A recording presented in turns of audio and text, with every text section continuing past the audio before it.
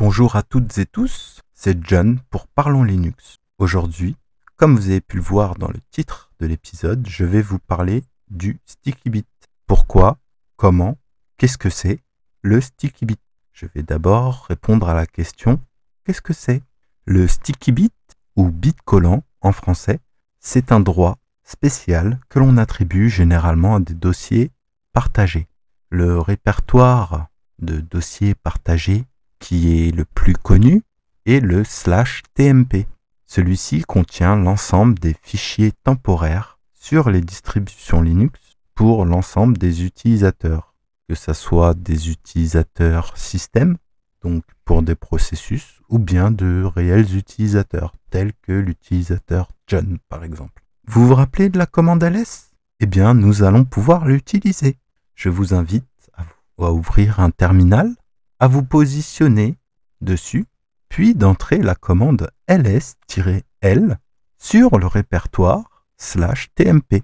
Eh bien, ça y est, vous voyez une nouvelle lettre dans les droits du répertoire. Et oui, vous voyez le petit t à la fin. Le petit t signifie « touche pas ».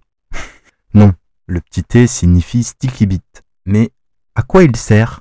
Eh bien, le Sticky Bit permet de protéger, lorsqu'il est placé dans un répertoire, la suppression des fichiers qu'il contient par d'autres utilisateurs que leurs propriétaires. Dit autrement, si dans un dossier partagé, il y a l'utilisateur John et l'utilisateur Cédric, par exemple. L'utilisateur John met un fichier dont il est propriétaire dedans.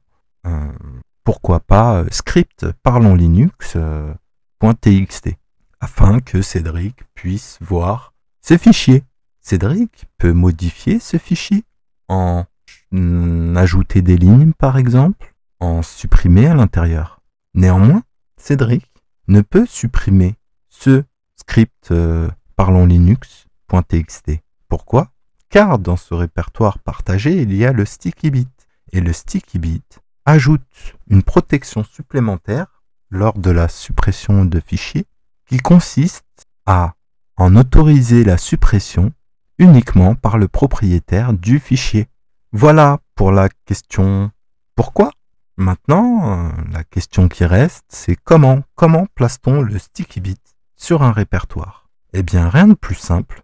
Il suffit d'utiliser la commande chmod plus t suivi de votre nom de répertoire que vous voulez placer un Sticky Bit dessus. Et pour la suppression de ce Sticky Bit, rien de plus simple. chmod -t. Voilà. Maintenant, vous savez ce qu'est le Sticky Bit, à quoi il sert et comment l'utiliser.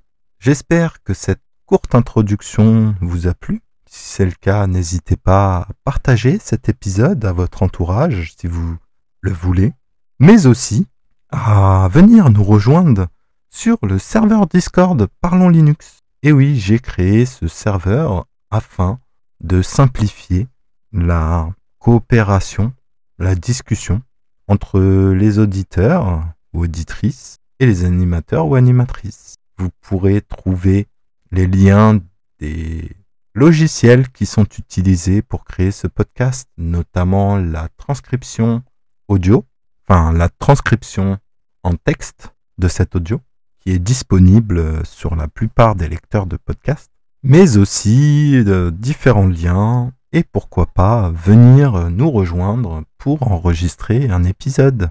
Ce podcast se veut collaboratif, donc si vous êtes intéressé pour créer un épisode, vous êtes les bienvenus.